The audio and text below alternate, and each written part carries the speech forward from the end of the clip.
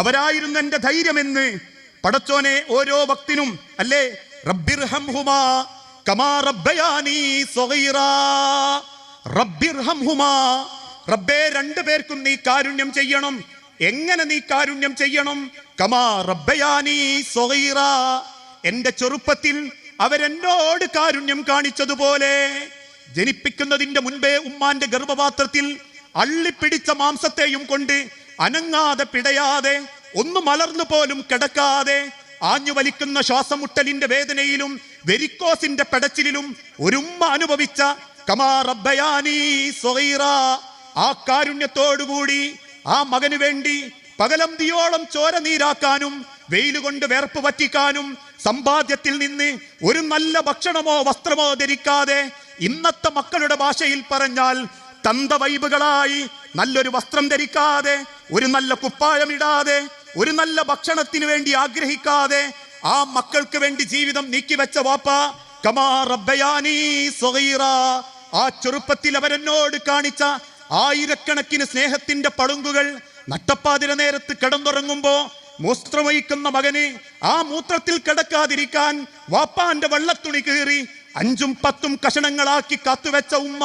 ഓരോ രാത്രിയും ഉറക്കമൊന്ന് കെട്ടുമുറുകുമ്പോഴേക്കും മകന്റെ ഞരക്കവും കരച്ചിലും കേട്ട് ആ പൈതലിനെ എടുത്ത് മാറ്റിക്കിടത്തി അവന്റെ അടിഭാഗത്ത് നിന്ന് ആ മൂത്രത്തിന്റെ തുണികൾ മാറ്റി വീണ്ടും ഉണങ്ങിയ തുണി വെച്ച് രാവ് പകലാക്കി നല്ലോണം ഉറങ്ങാൻ പോലും പറ്റാതെ ആ മക്കൾക്ക് വേണ്ടി ജീവിച്ച ഉമ്മ ഏതൊരു സെക്കൻഡും എനിക്കില്ലെങ്കിലും റബ്ബേ എന്റെ മക്കൾക്ക് വേണം നാഥാ എന്ന് റബ്ബിനോട് പ്രാർത്ഥിച്ചു കൊണ്ടിരിക്കുന്ന ആ ഉമ്മ, ആ ഉമ്മനെയും വാപ്പനെയോടും നമ്മൾ ഏറ്റവും മര്യാദക്കാണോ പെരുമാറിയത്? കവി പാടിയൊരു പാട്ടുണ്ട്, തൊട്ടിലാട്ടിയ കൈകൾ തൊട്ട കാലം മറന്നു ഞാൻ, ഒട്ടിയ വയറിന്റെ വേദന കേട്ട കാലം മറന്നു ഞാൻ. തൊട്ടിലാട്ടിയ കൈകൾ രാവുകൾ പകലാക്കി ഓരോ ഉമ്മമാരും ആട്ടിക്കൊണ്ടിരുന്ന തൊട്ടിൽ, മക്കളൊന്നുറങ്ങാൻ ശീതീകരിക്കപ്പെട്ട റൂമില്ലാത്തൊരു കാലഘട്ടത്തിൽ, വാതിലടച്ചിടാൻ പോലും കെൽപ്പില്ലാത്തൊരു കാലഘട്ടത്തിൽ ഉത്തരത്തേക്ക് കെട്ടിത്തൂക്കിയ ഒരു കയറിൽ വാപ്പാന്റെ തുണി കെട്ടിവെച്ച് തന്റെ മകൻ അതിലേക്ക് കടത്തി ഹസ്ബി റബ്ബി സല്ലല്ലാഹ് എന്നോരോ രാവും പാടി ആ കുഞ്ഞിനെ വലുതാക്കി കൊണ്ടുവന്ന ആ തൊട്ടിലാട്ടിയ കൈകൾ തൊട്ട കാലം മറന്നു ഞാൻ. തൊട്ടു നോക്കിയിട്ടുണ്ടോ ഉമ്മാന്റെ കൈ? തൊട്ടു നോക്കിയിട്ടുണ്ടോ ഉമ്മാന്റെ കൈ ഒരാഴ്ചന്റെ ഇടക്ക്? നമ്മക്കൊക്കെ ഇപ്പൊ എന്താണെന്നറിയാവോ, വാട്സപ്പ് സ്നേഹവും ഫേസ്ബുക്ക് ബന്ധവുക. മാതൃദിനൊക്കെ വരാൻ നിൽക്കുക. ചില മക്കളുണ്ട് ഉമ്മാന്റെ പേരുള്ള ഒരു ഫോട്ടോ ഒക്കെ ഇട്ടിട്ട് പറയും, കാരുണ്യത്തിന്റെ കടലായ സ്നേഹത്തിന്റെ കൊടലായ എന്റെ പ്രാണന്റെ ഉമ്മാന്നൊക്കെ. സ്വന്തം ഉമ്മാനൊന്ന് പോയി നോക്കിയിട്ട് ചിലപ്പോൾ ഒരു മാസമായിട്ടുണ്ടാവും. ഓരോന്നും നഷ്ടപ്പെട്ടു പോകുമ്പോഴാ അവരെത്രമാത്രം നമ്മുടെ ജീവിതത്തിൽ ഒരു വെളിച്ചായിരുന്നു, ധൈര്യമായിരുന്നു എന്ന് നമുക്ക് ബോധ്യപ്പെടുക. അവര് നമ്മുടെ അടുത്ത് നിന്ന് ഇല്ലാണ്ടായി പോകുമ്പോഴാ അവര് നമുക്ക് എത്ര ധൈര്യം തന്നവരായിരുന്നു എന്ന് നമുക്ക് ബോധ്യപ്പെടുക. ഒട്ടിയ വയറിന്റെ വേദന കേട്ട കാലം മറന്നുപോയി. ഞാൻ ഈ അടുത്ത ദിവസം ഒരു കുടുംബത്തിൽ ഒരു ചെറിയ പ്രശ്നം ഉണ്ട് എന്ന് കേട്ട് സംസാരിക്കാൻ ചെന്നതാ. ഉമ്മ പറയാണ്, ഞാൻ ഒറ്റക്ക് താമസിച്ചോളാം മക്കളെ. ഇടിഞ്ഞു പൊളിഞ്ഞു വീഴാറായ ഒരു വീട്ടില് തൊട്ടടുത്തൊരു കൊട്ടാരുണ്ടാക്കിയിട്ട് മകനും മാൻ അങ്ങോട്ട് കൂട്ടിയതാ. ഉമ്മ പറഞ്ഞു, ഞാനില്ല, എനിക്ക് ആരോടൊരു പരാതിയില്ല, മക്കളോട് പരാതിയില്ല, പക്ഷേ എനിക്ക് എൻ്റെ പഴയ തറവാട്ട് കിടക്കണം. വാപ്പ മരിച്ചുപോയതല്ലേ, അവിടെ കിടക്കട്ടെ ഞാൻ. അവസാനം ഇങ്ങനെ രഹസ്യമായിട്ട് ആ ഉമ്മാനൊന്ന് നമ്മൾ കണ്ട് സംസാരിച്ചു. അപ്പൊ ആ ഉമ്മ പറഞ്ഞൊരു കഥയാ. എന്നും ഓൻ തിരിച്ചു വരുമ്പോ ഞാൻ പോർച്ചിന്റെ സൈഡിൽ ഇങ്ങനെ കാത്തുക്കും. ഓൻ വന്നാലേ എനിക്കൊരു സമാധാനം ഉണ്ടാവും. അത് ഉമ്മാരെ മനസ്സെങ്ങനെയാ? ഓൻ വന്നാലേ എൻ്റെ മനസ്സൊന്ന് സമാധാനാവും. ചിലപ്പോൾ ഓള് കിടന്നിട്ടുണ്ടാവും. അങ്ങനെ വന്നൊരു കൂട്ടത്തില് ഞാൻ ഓൻ്റെ ബൈക്ക് നിർത്തുമ്പോൾ തന്നെ എനിക്കറിയാം ഓൻ്റെ കൈമൽ എന്തോ ഉണ്ട് എന്ന്. പക്ഷെ ഓനത് അവിടെ തന്നെ വെച്ചു. ഓൻ എന്നോടൊന്ന് മിണ്ടി അകത്തേക്ക് അങ്ങ് പോയി. പിന്നീട് ഉമ്മ പറയാണ്, പിറ്റേന്ന് നേരം വെളുത്തു, അവനോട് മറന്നുപോയതായിരിക്കും. ഞാൻ നേരത്തെ എഴുന്നേൽക്കും. ഞാൻ നോക്കുമ്പം എനിക്ക് തരാൻ മടിച്ചിട്ടാണോ എന്തോ ഓൻ വാങ്ങി വെച്ച സാധനം ഞാനത് എടുത്തുകൊണ്ട കൊടുത്തപ്പോൾ അവനത് ഇഷ്ടപ്പെട്ടിട്ടില്ല. അതിനേക്കാളേറെ അവൻ്റെ ഭാര്യൻ്റെ നോട്ടവും മാനസികമായിട്ട് എന്നെ ഒരുപാട് ബേജാറാക്കി. അപ്പം ആ മകനായിട്ട് സംസാരിച്ചപ്പോൾ പെണ്ണുങ്ങളെ പൂതിക്ക് പറഞ്ഞിട്ട് കൊണ്ടുവന്നതാ. അപ്പം അകത്തേക്ക് ഉമ്മനെ കാണിക്കാണ്ട് എടുക്കാന്ന് കരുതി എന്നൊക്കെ പറയുമ്പോൾ അതിറ്റ വലിയ സാധനമൊന്നുമല്ല, പരിപ്പ് വടയാ. ഞാൻ ചോദിച്ചു, ഒരു പരിപ്പ് വട അമ്മമാർക്ക് തിന്നാൻ പറ്റിയാലെങ്കിലും കൈമ കൊടുത്താൽ മതി, അത് 6 കഷണാക്കിയിട്ട് പേരക്കുട്ടികൾക്കും കൊടുക്കും, ചിലപ്പോനെയും വിളിച്ചിട്ട് കൊടുക്കും, ഇങ്ങോട്ട് തിന്നോന്ന് അറിയും. അതൊരു പരിഗണനയാണ്, അതൊരു സ്നേഹ, അത്രേ ആഗ്രഹിക്കുന്നുള്ളൂ. ഏകാന്തതയിൽ ചേർത്ത് പിടിക്കപ്പെടുന്നുണ്ട് എന്ന് തോന്നലുണ്ടായ ഒരു മാതാപിതാക്കളും കരയൂല, ഒരു മനസ്സും വ്രണപ്പെടൂല. അതുകൊണ്ട് ഒരു മക്കൾ എന്ന നിലക്ക് നമ്മളെ മാതാപിതാക്കളോട് നമ്മൾ എത്രത്തോളം മനോഹരമായിട്ട് പെരുമാറി. നമുക്ക് പടച്ചോൻ തന്ന ഏറ്റവും നല്ല ജീവിതത്തിന്റെ ഘട്ടമായിരുന്നു അത്, ഒരു മക്കൾ എന്ന ഘട്ടം. ആ മക്കൾ എന്ന ഘട്ടത്തിൽ നമ്മൾ എത്രത്തോളം നമ്മളെ സ്വഭാവം മാതാപിതാക്കളോട് നന്നാക്കിയിട്ടുണ്ട്. ഇന്നും മറ്റുള്ളവർക്ക് വേണ്ടി കുത്തുവാക്ക് പറയുന്നവര്, സ്വന്തം മാതാപിതാക്കളോട് ഏറ്റവും മാന്യമായി പെരുമാറാതെ ഏറ്റവും മോശമായി പെരുമാറി അവരുടെ ഉള്ളകം സങ്കടപ്പെടുന്നത്. ഇന്ന് എല്ലാവരും ചിന്തിക്കൽ എന്താണെന്നറിയാവോ? ഞാനിത് പറയുമ്പോൾ ചിലപ്പോൾ നിങ്ങൾക്ക് എന്നോടൊരു ദേഷ്യം ഉണ്ടാകും. എല്ലാ മക്കളും നോക്കണം, അത് ഇസ്ലാമിക നിയമമാണ്. ഒരാളത് ചെയ്തിട്ടില്ല എന്ത് ചെയ്യും? നമുക്കത് നിർബന്ധിച്ച് ചെയ്യിപ്പിക്കാൻ പറ്റുമോ? പറ്റിക്കൊള്ളണം എന്നില്ല. പക്ഷെ അള്ളാഹു പറഞ്ഞൊരു വാക്കുണ്ട്, ഫലൻ യുഅഖിറല്ല, അള്ളാഹ് ദീർഘിപ്പിക്കൂല ഒരാൾക്കും അതിൻ്റെ പേരിൽ. ആയുസ് നീട്ടിയില്ല, കുറയ്ക്കയില്ല. മറ്റൊരു ഭാഗത്ത് അള്ളാഹ് പറഞ്ഞു, ഫമൻ യഅമലു മിസ്കാല ദർറത്തിൻ ഖൈറൻ യറ വമൻ യഅമലു മിസ്കാല ദർറത്തിൻ ശർറൻ യറ. ഒരാള് അവൻ്റെ നിയ്യത്തിനനുസരിച്ച് നോക്കിയാൽ അവന് കൂലി കിട്ടും. ചിലരൊക്കെ ഇങ്ങനെ പരാതി പറയും, ഉമ്മാക്ക് 4 മക്കളാ, ഇവിടെ തന്നെയാ നിൽക്കുക, ഞാൻ തന്നെ നോക്കണം, മറ്റുള്ളവരൊന്നും കൊണ്ടുപോകുന്നില്ല.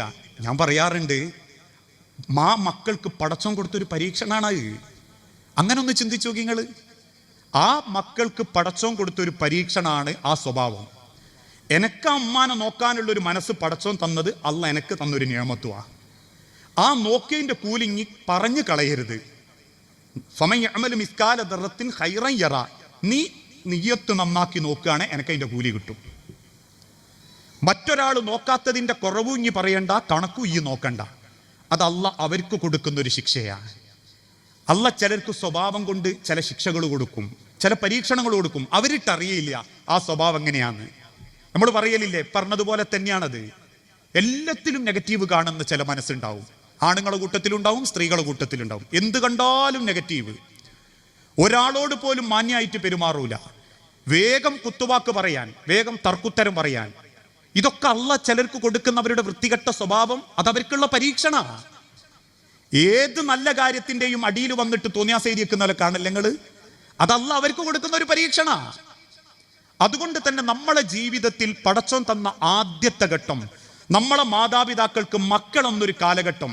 ആ മക്കൾ എന്ന കാലഘട്ടത്തിൽ ഏറ്റവും നല്ല സ്വഭാവത്തോടുകൂടി തൻ്റെ മാതാപിതാക്കളെ പരിഗണിക്കാൻ പറ്റിയിട്ടുണ്ടോ എന്ന് നമ്മൾ ചിന്തിക്കണം. അവിടെയാണ് നമ്മൾ ഏറ്റവും നല്ല ക്വാളിറ്റിയും സ്വഭാവവും.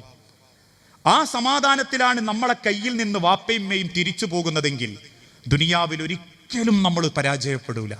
ഇമാം ഗസാലി പറഞ്ഞൊരു വാക്കുണ്ട്, ഈ ദുനിയാവിൽ വാപ്പൻ്റെ ഉമ്മൻ്റെയും പ്രാർത്ഥന തങ്ങി നിൽക്കുന്നുണ്ടെങ്കിൽ മക്കളെ നിങ്ങൾ ഒരു സ്ഥലത്തും നിങ്ങൾ തോറ്റുപോകില്ല.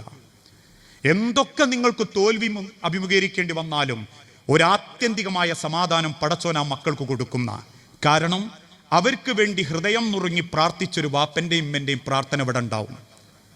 പകരം ആ വാപ്പൻ്റെയും ഉമ്മൻ്റെയും മനസ്സിൻ്റെ വേദനയാണ് നമ്മളെ തലക്ക് മേലുള്ളെങ്കിലോ, എന്നാലും പടച്ചോനെ ഞാൻ എങ്ങനെ പോറ്റിയതാ ഓനെ, ഓനോടത് ചെയ്തല്ലോ എന്നുള്ളൊരു വാക്കാണ് ഉമ്മൻ്റെയും വാപ്പൻ്റെയും മനസ്സിലുണ്ടാവുന്നതെങ്കിലോ, എന്നാലും എൻ്റെ പടച്ചോനെ അവൾ എന്നോടങ്ങനെ ചെയ്താന്നല്ലോ എന്ന് ചിന്തിക്കുന്നൊരു മനസ്സാണ് ഉമ്മൻ്റെതെങ്കിലോ. ഇതൊക്കെ പറയുമ്പോഴും ഞാൻ ശ്രദ്ധിക്കാൻ വേണ്ടി പറയാറുണ്ട്, ഒരു കുടുംബത്തിലേക്ക് ഒരു പെണ്ണ് കയറി ചെല്ലുമ്പം ഒരു ഉമ്മ ആദ്യം തീരുമാനിക്കേണ്ടത് എന്താണെന്നറിയാവോ? കയറി വന്നത് മോളാ, സ്വന്തം മകളാ. കാരണം ആ മകൾക്ക് മുൻപേ മറ്റൊരു വീട്ടിലേക്ക് കയറി ചെന്നവളാ ആ ഉമ്മ. അന്ന് കയറി ചെന്ന വീട്ടിൽ ആ ഉമ്മയുടെ പേരിലുണ്ടായ ബേജാറ്, ആ വീട്ടിൽ അനുഭവിക്കേണ്ടി വന്ന വേദന, അവിടെയുള്ള ചില ആളുകളുടെ സംസാരം കൊണ്ട് മുറിഞ്ഞ മനസ്സ് ആ ഉമ്മാക്ക് ഒരുപാട് സങ്കടം ഉണ്ടാക്കിയിട്ടുണ്ടെങ്കിൽ സ്വന്തം വീട്ടിലേക്ക് കയറി വരുന്ന പെൺമക്കളെ മനസ്സൊരിക്കലും ഞാൻ മുറിക്കൂല, ആ മനസ്സ് ഞാൻ വേദനിപ്പിക്കൂല എന്നൊരു ഉമ്മ തീരുമാനിക്കുന്നതാ ദീന്. അതാ കുടുംബത്തിലെ ദീന്.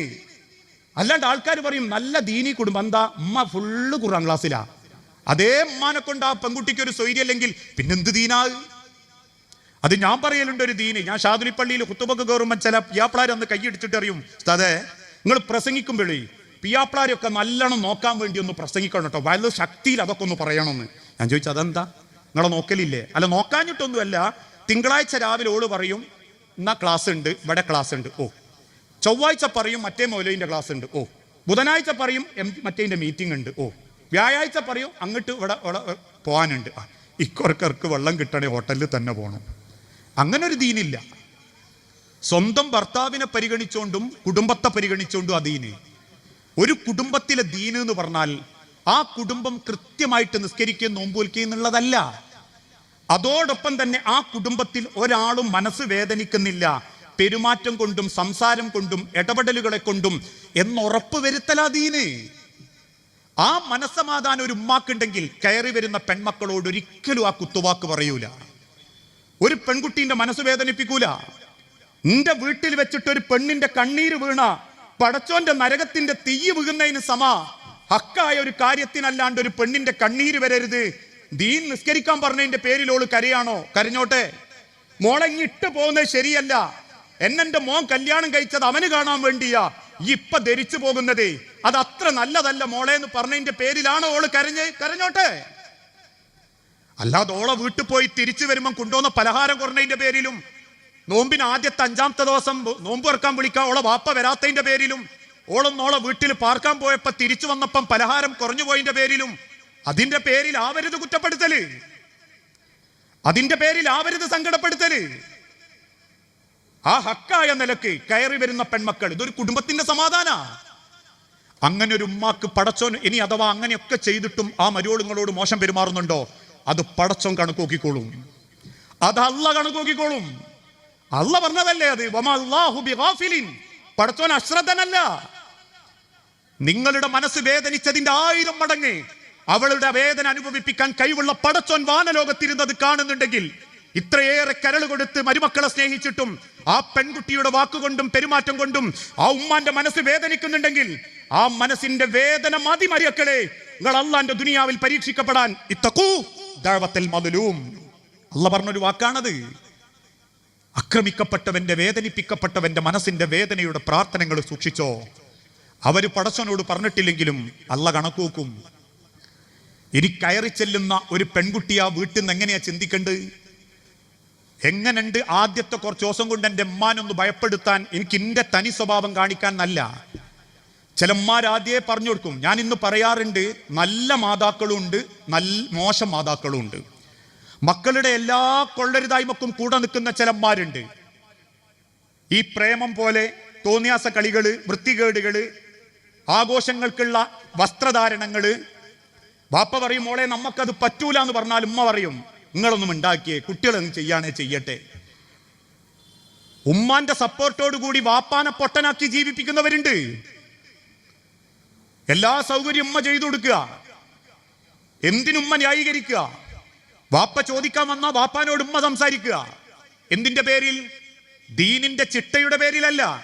അള്ളാനെ മറന്ന് ഈ അടുത്ത ദിവസം ഒരു കുടുംബത്തിലുള്ള ഒരു പെൺകുട്ടി നാട്ടുകാരെ കൊണ്ട് പറയിപ്പിക്കുന്നുണ്ട് എന്ന് കേട്ടപ്പം വീട്ടിൽ ചെന്ന് മകളെ ക്വസ്റ്റ്യൻ ചെയ്ത്, മോളെ അത് ശരിയല്ലട്ടോ, അത് പാടില്ലട്ടോ എന്നൊക്കെ പറയുമ്പോഴേക്കും ഉമ്മ മറഞ്ഞു നിന്നിട്ടോളോട് പറഞ്ഞ് വാപ്പ അങ്ങനെ എന്തെങ്കിലുമൊക്കെ കളകളാന്ന് പറയും, ഈ പോയിക്കോ മോളെ എന്ന് പറയും. ഒരു വാപ്പാന്റെ സ്ഥാനം വാങ്ങിക്കൊടുക്കേണ്ടത് ഉമ്മാരാ. മക്കളെ വാപ്പാന്റെ ആയുസ് കൊണ്ട് അങ്ങൾ ജീവിക്കുന്നതെന്ന് പറഞ്ഞു കൊടുക്കണം. വാപ്പാന്റെ നെഞ്ചിന്റെ മിടിപ്പങ്ങളെ ഫലം എന്ന് പറഞ്ഞു കൊടുക്കണം. അല്ലേ? ആണിന്റെ തുണ നഷ്ടപ്പെട്ടു വെക്കണം. കിട്ടാവുന്ന സമ്പത്തിന്റെ ഒരാഴ്ചക്ക് ഞാൻ പറയാറുണ്ട്, ഇന്ന് താമസിക്കുന്ന വീട്ടിൽ നിന്നൊരു വാടക വീട്ടിലേക്ക് എത്തിയാൽ മതി.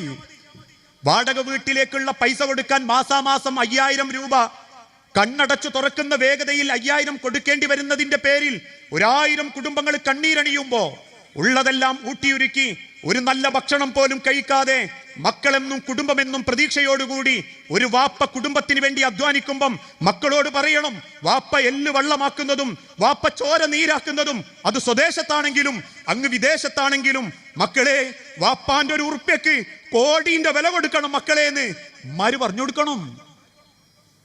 അതുകൊണ്ട് അള്ളാന്റെ ഹബീബ നബി തങ്ങൾ പറഞ്ഞതും കല്യാണം കഴിപ്പിച്ചെടുക്കുന്ന വാപ്പാര് പറയുന്ന ഒരു വാക്കില്ലേ, എന്താ? ഞാൻ നിന്റെ മകളെ നിനക്ക് ഇണയാക്കി തുണയാക്കി തന്നു. ആര് പറഞ്ഞിട്ട്? അമറല്ലാ, പടച്ചോൻ പറഞ്ഞിട്ട്. പടച്ചോൻ എന്താ പറഞ്ഞേ? എന്റെ മകളെ കൊണ്ട് ആ കുടുംബം കണ്ണീര് കുടിക്കണം എന്നല്ല, എന്റെ മകളെ കൊണ്ട് ആ കുടുംബത്തിന്റെ സ്വസ്ഥത നഷ്ടപ്പെടണം എന്നല്ല, എന്റെ മകളെ കൊണ്ട് ആ കുടുംബം തന്മ തെറ്റിപ്പിരിയണം എന്നല്ല. ആ കുടുംബത്തിൽ എന്റെ മകള് കാരണം ഏട്ടനും അനിയനും വാപ്പയും ഇമ്മയും പെങ്ങന്മാരും ആങ്ങളാരും തല്ലുന്നുണ്ടെങ്കിൽ നിങ്ങൾ ചൊല്ലിക്കൊടുത്ത വേദവാക്യുണ്ടല്ലോ, മീസാക്കൽ വലീല കരാറ് ചോദ്യം ചെയ്യപ്പെടും വാപ്പാരെ. നിങ്ങൾ കൈ പിടിച്ച് പറഞ്ഞ വാക്കെന്താ? അല്ല പറഞ്ഞതുകൊണ്ട് നിന്റെ മോളെ ഞാൻ എനിക്ക് തരുന്നു. നിന്റെ കുടുംബം ഉണ്ടാക്കാൻ നിന്റെ മകളെ കൊണ്ട് ഒരിക്കലും നീ അകലൂല. എണയും തുണയുമായി നിന്റെ കുടുംബത്തിന്റെ ബർക്കത്തായിട്ടാണ് ഞാൻ നിന്റെ മോളെ തരുന്നത്.